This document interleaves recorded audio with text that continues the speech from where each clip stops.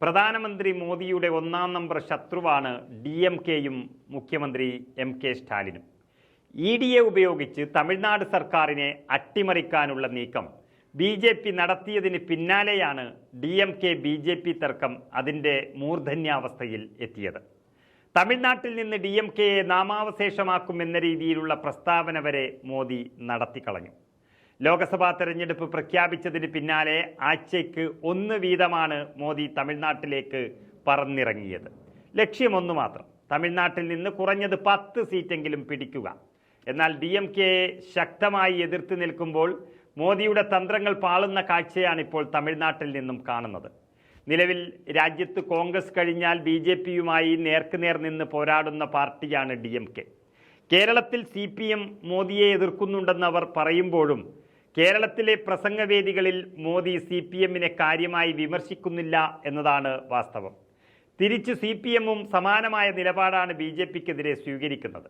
അതേസമയം തമിഴ്നാട്ടിൽ നിത്യസന്ദർശകനായ മോദിക്ക് മുട്ടൻ പണി നൽകി DMK തിരിച്ചടിക്കുകയാണ്. പ്രധാനമന്ത്രി നരേന്ദ്രമോദി കോയമ്പത്തൂരിൽ തെരഞ്ഞെടുപ്പ് പ്രചരണത്തിന്റെ ഭാഗമായി നടത്തിയ റോഡ് ഷോയിൽ സ്കൂൾ വിദ്യാർത്ഥികളെ പങ്കെടുപ്പിച്ചതിൽ അന്വേഷണം പ്രഖ്യാപിച്ചാണ് DMK തെരഞ്ഞെടുപ്പിന് മുൻപ് ചെറിയൊരു പണി നൽകിയത് മോദിക്ക്. മാർച്ച് 18 നടന്ന റോഡ് ഷോയിൽ വിദ്യാർത്ഥികളെ നിർബന്ധിച്ച് പങ്കെടുപ്പിച്ചതിനെതിരെയാണ് കോയമ്പത്തൂർ ജില്ലാ വിദ്യാഭ്യാസ ഓഫീസർ അന്വേഷണത്തിന് ഉത്തരവിട്ടിരിക്കുന്നത്.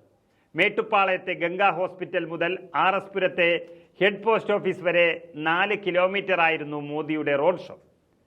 ഗവൺമെന്റ് എയ്ഡഡ് സ്കൂളായ ശ്രീ സായിബാബ വിദ്യാലയം എയ്ഡഡ് മിഡിൽ സ്കൂളിലെ 14 വയസ്സിൽ താഴെയുള്ള കുട്ടികളെയാണ് വിവിധയിടങ്ങളിലായി റോഡ് ഷോയിൽ പങ്കെടുപ്പിച്ചത്. കാവി നിറത്തിലുള്ള തുണിക്കഷണത്തിൽ BJPയുടെ ചിഹ്നം ധരിപ്പിച്ചാണ് കുട്ടികളെ റോഡ് ഷോയിലും BJPക്കാർ തയ്യാറാക്കിയ വേദികളിൽ പരിപാടികൾ അവതരിപ്പിക്കാനുമൊക്കെയായി അധികൃതർ പറഞ്ഞയച്ചത്. കുട്ടികളെ രാഷ്ട്രീയ ജാഥകളിൽ പങ്കെടുപ്പിക്കുന്നത് തെരഞ്ഞെടുപ്പ് കമ്മീഷന്റെ ഉത്തരവിന് ഘടകവിരുദ്ധമായ കാര്യമാണെന്ന് ചൂണ്ടിക്കാട്ടിയാണ് സർക്കാർ അന്വേഷണം പ്രഖ്യാപിച്ചത്. സ്കൂൾ ഹെഡ്മാസ്റ്റർക്കും മറ്റ് സ്റ്റാഫുകൾക്കുമെതിരെ കർശന നടപടിയെടുക്കണമെന്ന് സ്കൂൾ മാനേജ്മെന്റിന് നിർദ്ദേശം നൽകിയിട്ടുണ്ട്. കൂടാതെ നടന്ന കാര്യങ്ങളെക്കുറിച്ച് വിശദമായ റിപ്പോർട്ടും വിദ്യാഭ്യാസ വകുപ്പ് ചോദിച്ചു. അന്വേഷണ റിപ്പോർട്ടിന്റെ അടിസ്ഥാനത്തിൽ കർശന നടപടി സ്വീകരിക്കുമെന്നാണ് കോയമ്പത്തൂർ ജില്ലാ കളക്ടർ എക്സ്പോസ്റ്റിലൂടെ വ്യക്തമാക്കിയത്. സംഭവത്തിൽ ലേബർ കമ്മീഷനും ചീഫ് എഡ്യൂക്കേഷൻ ഓഫീസറും പ്രത്യേക അന്വേഷണവും ആരംഭിച്ചിട്ടുണ്ട്.